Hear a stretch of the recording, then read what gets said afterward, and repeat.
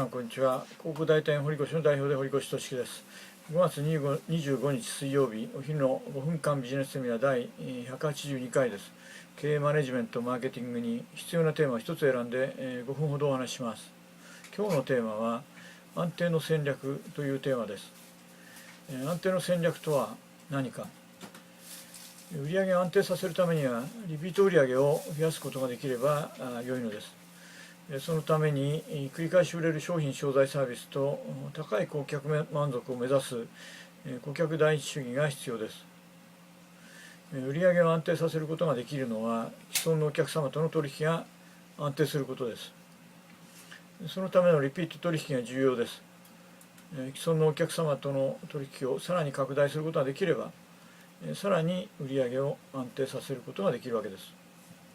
2、安定の戦略の重要性とは、売上を安定させることはさらに売上を拡大するために必要です。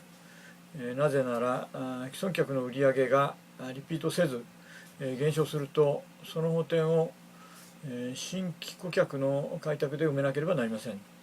新規顧客の獲得コストと既存客の維持のコストは明らかに新顧客の獲得コストの方が高いです。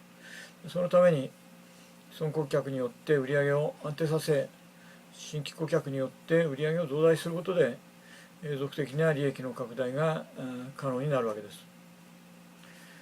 3番目は安定の戦略に必要なことを、商品商材サービスの差別化です。商品商材サービスに圧倒的な優位性を持たせることです。圧倒的な優位性とは商品商材サービスがナンバーワンというよりもオンリーワンであることです。差別化を徹底的に追求することで競合他社と比較にならない優位性を持つことができればお客様にとって強いではなく唯一のポジションを得ることができます。4番目、安定の戦略における問題点。既存のお客様によるリピートが得られず客数が減少してしまうこと。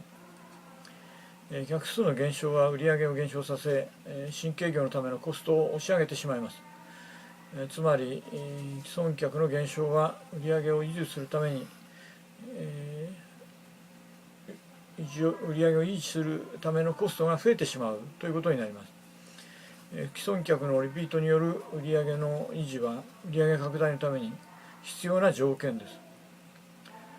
5番目、安定の戦略による成果とは、売上を安定させることができればその土台の上に新顧客の獲得による売上を加算することで継続的に売上を増やすことが可能になります。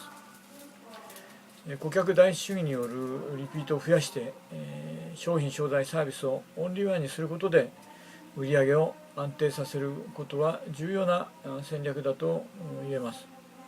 安定の戦略と成長の戦略を組み合わせることで限りなく発展前進することができます。最後に今日の検証と今日の実践です。今日の検証1、リピート率を高めることができるか。2、商品商材サービスはオンリーワンであるか。3、顧客第一主義で顧客満足を高めているか。以上です。今日の実践1、徹底した顧客第一主義でリピートを増やす。2、オンリーワンの商品商材サービスを開発する。3、安定の戦略と成長の戦略を組み合わせる。以上が今日の実践と検証です。ぜひ、今日の実践実践してみてください。検証実践するのは私として、あなたです。